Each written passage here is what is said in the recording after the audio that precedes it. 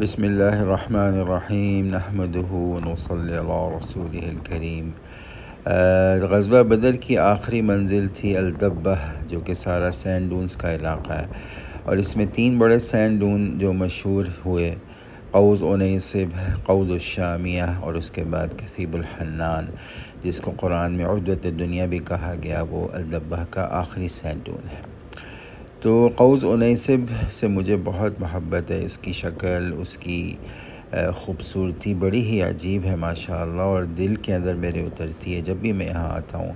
اور آج کا ہمارا سفر تو خاص طور پہ قوس عنیسب کے پاس جا کر اس کو دیکھنے کے مقصد سے تھا۔ تو الحمدللہ یہ ہے کہ کافی پیچھے ہم نے گاڑی کھڑی کی، کیونکہ یہ سارے پیرابولک سینڈ ڈونز ہیں اور ان میں ذرا گاڑی چلانا قدرے مشکل ہوتا ہے۔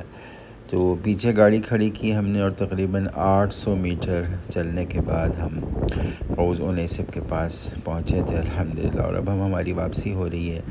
تو سبحان اللہ، یہ سارا علاقہ بڑا ہی مبارک ہے، اس کے اوپر نورانیت کی ایک چھاپ پڑی ہوئی ہے۔ میرا تو یہ یقین ہے کہ کسی غیر مسلم کو بھی یہاں لا کر اگر کھڑا کر دیا جائے تو اس علاقے کی نورانیت، اس کے اوپر جو اللہ کی رحمت کی بارش برستی ہے، وہ بھی اسے محسوس کرے گا۔ سبحان اللہ، سبحان اللہ۔ تو بس اب ہم واپس جا رہے ہیں گاڑی کی طرف ابھی، اور اس علاقے میں جو یہ ریت ہے، اللہ کی شان کہ اس میں بھی اللہ نے مختلف فیچرز رکھے ہوئے ہیں۔ کہیں پر ریت بہت نرم ہے، کہیں پر ریت سخت ہے، کہیں اس میں پودے اگے ہوئے ہیں، کسی ریت میں پودے نہیں ہیں۔ اچھا، پھر یہ ہے کہ کہیں پہ بلیک پیچز میں ریت آ جاتی ہے، اور جانوروں کے بل کون سی ریت میں ہے کون سی میں نہیں ہے، یہ ساری باتیں اللہ نے آج ہمیں سمجھائیں۔ اب یہ جس ریت پر ہم چل رہے ہیں، یہ تھوڑی بلیک پیچ والی ریت ہے، تو یہ دیکھیں بالکل اس میں چلنا بہت ہی آسان ہے، پیر اندر اس میں دھنس نہیں رہے، کیونکہ یہ ذرا سخت ریت ہے۔ اور ایک اور بات بھی آپ دیکھیں، اس میں کہیں آپ کو پودا بھی نظر نہیں آئے گا اگا ہوا، اور نہ ہی ہمیں کوئی جانور کا بل یہاں اس ریت میں، کالی ریت میں نظر آیا۔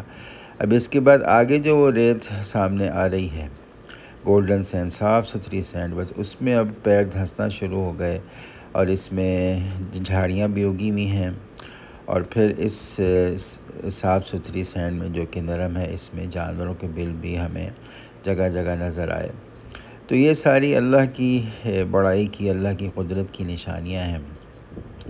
تو یہ تو یہاں پہنچنے کے بعد ہی سمجھ میں آیا کہ ریت میں بھی اللہ نے مختلف صفات رکھی ہوئی ہیں۔ سبحان اللہ، سبحان اللہ۔ اللہ پاک اس حجاز مقدس کی قدردانی کی توفیق عطا فرمائے، اور اللہ پاک مرتے دم تک مجھے، میری اولاد کو، میرے بچوں کو اسی ملک میں رکھے۔ اس سے افضل جگہ ساری کائنات میں کوئی بھی نہیں ہے۔